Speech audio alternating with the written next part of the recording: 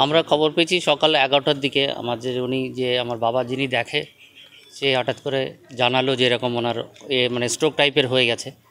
তারপরে আমরা আমাদের এখানে ক্যামেরাতে আছে দেখে নিলাম, হ্যাঁ উনি আর কিছু কথাবার্তা বলতে পারছে না। তারপরে ওই 10:30 বা 11:30 মধ্যে হয়তো মারা গেছে এরকম। তার আগে স্ট্রোক হয়ে উনি কথাবার্তা বলতে পারছিল না। হ্যাঁ, 11:30টার দিকে মারা গেছে। শেষকৃত্য কখন হবে, কি সিদ্ধান্ত? শেষকৃত্য আমরা এসেছি, আমার বড় দাদা এখনও আসেনি, ও আসছে, আমাদের আত্মীয় স্বজন সবাই আসছে। এসে আমরা আশা করব, কারণ প্রচুর লোক আছে, খবর পেয়েছে, বিভিন্ন জেলা থেকে লোক আসবে। তো আমরা চেষ্টা করছি, জানিয়ে দেবো, আমরা সবাই মিলে সিদ্ধান্ত নিয়ে জানিয়ে দেবো যে কখন কী করা। দীর্ঘদিন তো অসুস্থ ছিলেন, বার্ধক্যজনিত সমস্যা তিনি ভুগছিলেন।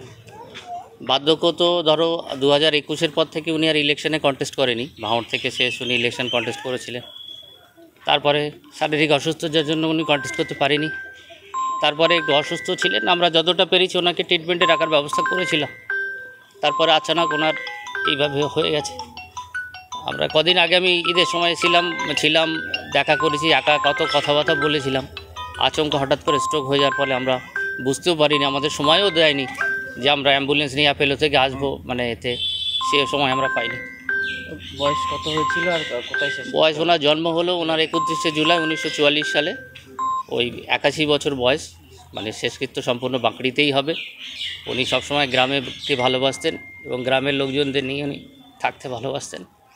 ওনার শেষকৃত্য গ্রামেই হবে, বাঁকড়ির বাড়িতেই হবে। রাজনৈতিকভাবে কোনো যোগাযোগ? রাজনৈতিকভাবে আমরা অভিষেক ব্যানার্জি বন্দ্যোপাধ্যায়কে জানিয়েছি, সিএম ম্যাডামকে জানিয়েছি, নবান্ন থেকে সবাইকে, পার্টির যারা আমাদের মন্ত্রীরা আছেন সবাইকে জানিয়েছি। তো তারা কখন কি আসবে আমরা জানি না, আমাদের কাছে কোনো ফোন আসেনি। তো আসলে আমাদের লোকাল যিনি এমএলএ আছেন শওকত সাহেবও, তিনি শুনেছেন, তিনিও আসছেন।